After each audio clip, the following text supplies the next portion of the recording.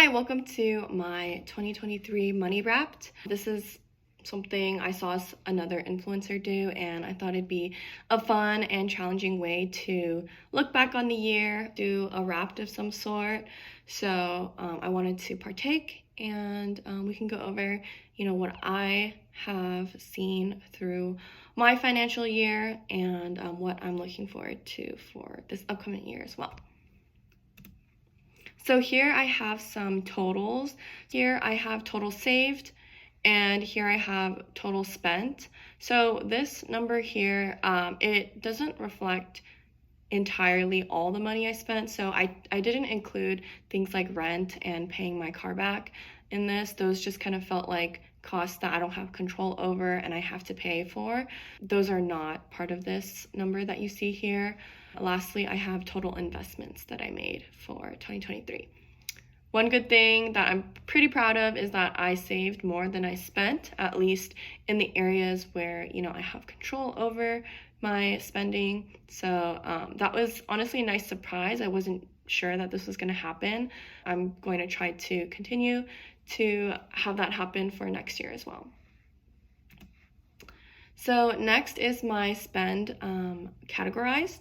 So I have all the different categories on the left right here. At the top, I've listed the top 4 categories that I spent the most in.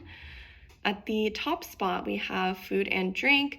I noticed that this was also a top category for a lot of other people who participated in this trend. So I'm just one of them. I actually cashed in at 7.1K in this category, unfortunately. That was definitely a lot more than I thought I would be spending. But I will say I'm in a relationship and I'm working full-time, but my partner is in grad school. So when we do see each other, when we do activities or eat a meal together, I almost all the time will pay, especially for the meals that are more expensive and things like that. So that is also included in food and drink. So the next category here is travel. 2023 was a big travel year for me. I traveled to a lot of different countries. I also traveled domestically.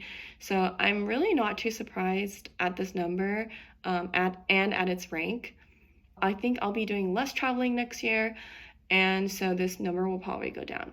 Next, we have shopping. So this one I was a little surprised about because I don't consider myself a shopaholic, but I definitely do have tendencies to binge shop. So if there's a really good sale, or if, I just haven't shopped in months and I'm like, okay, this is all the things that I need, time to go purchase it all at the same time.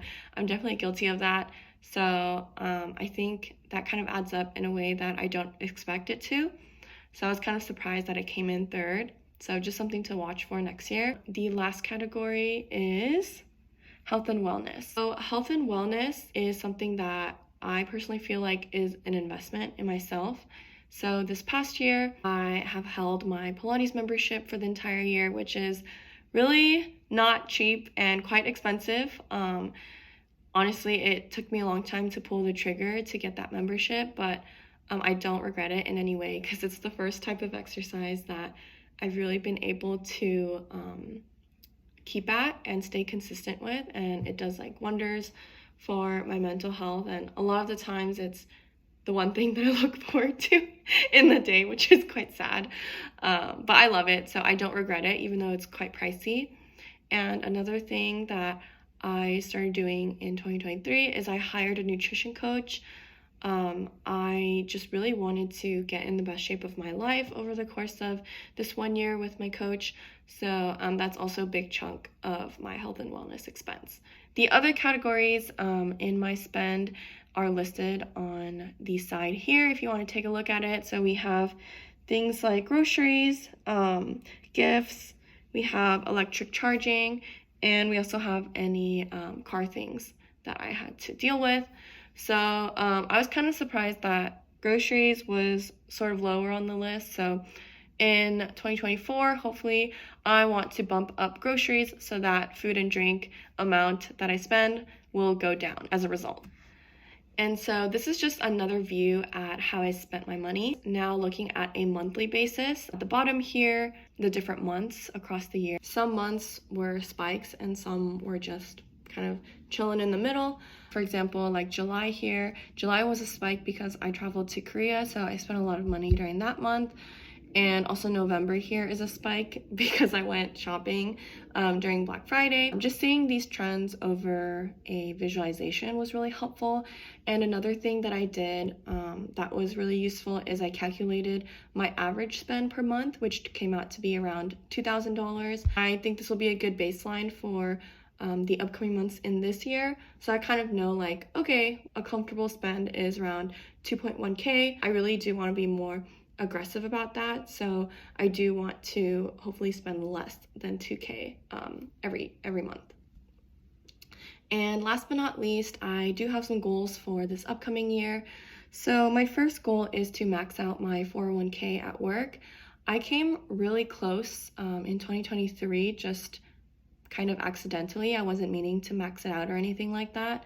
After I added all the investments that I made up, I was kind of like, okay, I kind of just want to make it a goal for next year to just max it out. So that's something I'll be striving for in 2024. Next, I have invest more as another goal. So I'm kind of new to personal investments. I was just kind of dipping my toes in the water in 2023, but I want to be more aggressive about it and contribute more money towards my investments. Third goal here is to save for a house down payment. So this is something I have already been doing for the past couple years, although at different levels. In 2024, my goal is to be more aggressive about saving for a down payment just because I'm getting older and the time is coming. That's what I'm aiming for in 2024. Lastly is to spend less money eating out. Another way to say that is eating more at home. So that pretty much concludes my Money Wrap 2023. I'm excited to see what I do for this upcoming year, 2024, and how I perform. So this was super fun. I definitely got to understand my own personal finances a lot better, and now I have a better foundation going into 2024 of what to expect and kind of what goals I might have. So that's a wrap.